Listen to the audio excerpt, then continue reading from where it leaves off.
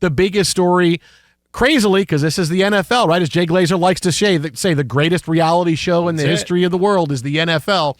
And all the conversation is about a guy that didn't get taken tonight, and that's Shedeur Sanders, who is still on the board. Mel Kiper's number one quarterback is still on the board going into the beginning of the second round. Did you decide you had to throw shade at Mel Kiper? No, because here's the thing. Because he was a big deal once upon a time. I felt so bad for Mel. Cause I told you I've known Mel for a long time. I haven't talked to him in a few years, but when I was on ESPN, we talked all the time. Sure. And he comes out right away. Shedeur Sanders, my number one quarterback on the board, and he just falls all the way through the first round, Shedeur Sanders. And Kiper's talking about it, other quarterbacks. I'm going, oh, I just feel bad at this point. Because here's Mel talking, Shedeur Sanders, no, here's a pick. It's not Shedeur. Nope, not Shedeur. Nope, not Shedeur. Nope, not Shedeur. And then there was... But you could speak of it with conviction, Jason, and in the end, you may have your evaluation on a player. That just means 32 groups of people disagreed with you. Yeah, it's true. If there was 33, they might have been with you. Yeah. I mean, that's there was all it 33. takes. All you needed was one. You needed one more. Now, before we get into the slide, there is no, like, if you said to me, hey, what's Shedeur Sanders, like if you can encapsulate Shedeur Sanders in one 10-second clip, I would say to you, absolutely what we saw tonight when ESPN went to their first commercial break.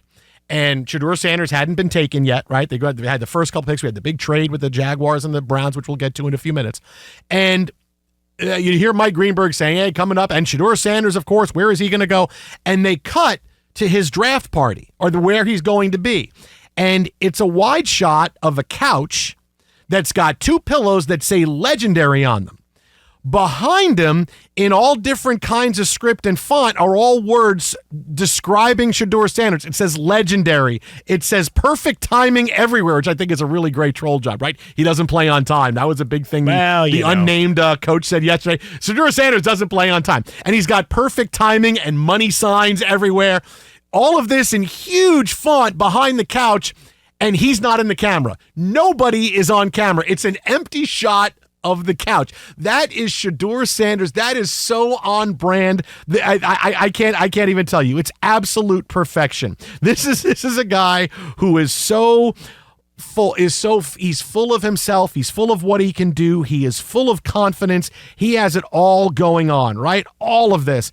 And then at the same time, no, I'm not going to be on camera because you don't need to see me on camera because I call the shots. Meanwhile, maybe it's about you're not going to see me on camera the entire night, free falling through the first round of the draft. But that is so on brand. Here's how I feel about my own abilities and how my team feels about my abilities. And then when they take the shot, the wide shot, there's nobody in it. Like whether that was by design, but that I said that is Shedeur Sanders. That encapsulates him to a T. What does it mean to be him? That right there. Yeah, I mean, you saw the tweet that was put up before the draft. I mean, I sent the thing to you and our guy, Justin Frostberg, who is producing the draft show, all the kind of novelty prop bets that had been out there, one of which Shedeur Sanders had allegedly changed his phone number. Mm-hmm. So there was a prop bet of whether teams couldn't get a hold of him because he changed his phone. Like, that's how absurd things got. And then he had that little rubber room with, as you described it,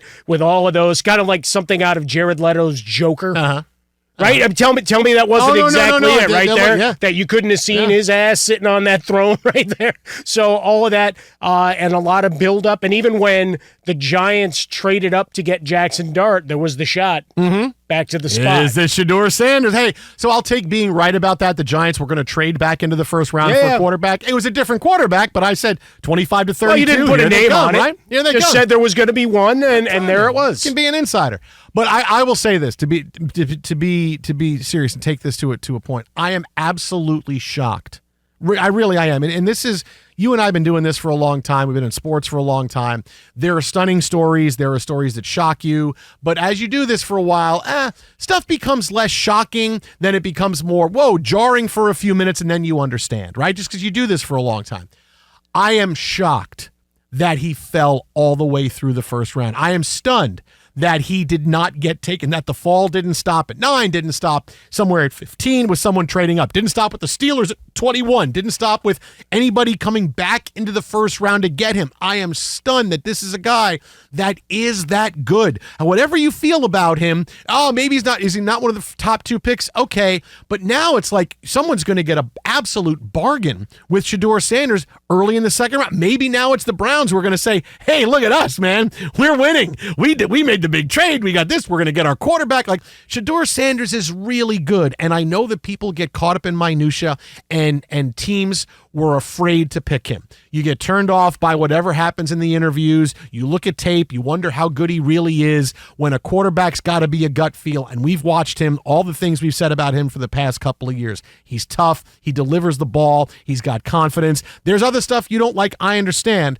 So maybe that prevents you from going number 1 or number 2, but to prevent you from going in the first round, yeah, I think it's personal a little bit. And Deion's right when he says, hey, if his name wasn't Sanders, it wouldn't happen. If his name was Manning, he'd be going number 1 overall. I understand that. But that's fine and good. I mean, it's track record when you look at the Mannings. And look, Arch still has a lot to prove, right? We can put him on all the mock drafts all we want for 2 years from now. Guess what? If he sucks, they're not drafting him. He's not going to be number 1 just because his surname's Manning. But the fact that, Archie was a damn fine player on a terrible team and got bludgeoned for years, and then Peyton became what he did, and Eli, for all his faults, he's a Hall of Famer. Just a matter of when, right? A couple of Super Bowls, you move on. So, yeah, there's some trust there.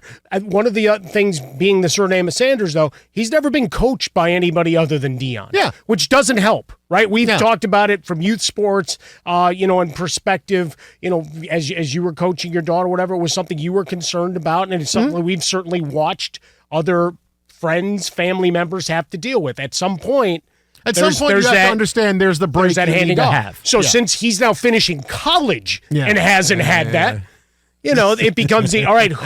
And with Deion being the invisible hand, as much as you could say he's hands off, he's not. He's not. There's still the tentacles, which means you've got to have a coach who's willing to deal with whatever that is. It's drafting Lonzo Ball, knowing that, okay, LeVar Ball came with it, and look what happened. And people see this. They see the recent history in sports, and, okay, we did that. Is it worth it? Is it not? But now he's a bargain, right? That's the thing. Now Shedeur Sanders is a bargain because now he's a first-round talent, a top first-round talent. Look, the analysts don't have it wrong.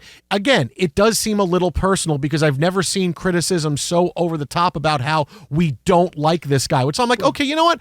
Really, everybody loved Baker Mayfield and his swagger? Really? You loved it. Yeah, some teams loved it, I'm sure. I'm sure some teams hated it. I'm sure some teams didn't like the swagger. Other guys, because we've heard stories that other guys didn't have great interviews. And all these other guys. We talked about it a little bit yesterday, and something we've broached a few times over the last month is that how much of that becomes the interviewer. I can't tell you how to feel, right? If I'm answering a question, you can decide I'm either confident or now I'm talking down to you or I'm, not respecting you, right? That how you feel about something, tone, verbiage, choice, whatever is on you as much as it. I mean, look, I should, the niceties of it all, sure, you go through it. But in the end, I can't tell you how you feel. And that's part of what I think with Shedeur Sanders and with other players, I'm always curious. I'd love to be a fly on the wall, right? What was that exchange like? And how much was you decided to read into something that really wasn't there? Or might have been there a little bit, but it's exacerbated by your own situation, right? But because it wasn't like there were 30 guys that came out saying these things. There was a few teams that said that. You don't know if part of it is the strategy of, I really don't want to go to this team, so I'm going to put this out there. But when enough of that gets out there, it's not just a one-off. It's a thing. And we talked about it last night.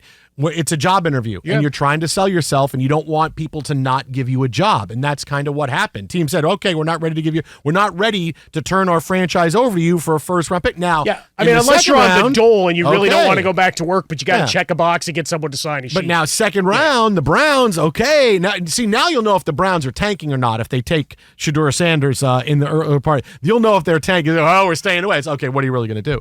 But, that's the whole thing is that it's gone from he's overrated to now he's a bargain, and it shows you that teams can get too caught up in themselves when it comes to evaluating a guy, and you need that minute to step back and say, are we really evaluating him the right way? Are we really looking at him the right way? Too, right? I mean, we watched it throughout the rounds. Like, all right, guy with injury issues, a couple of guys that have some red letters in the personnel file of things they've done off the field and things buzzing around them there.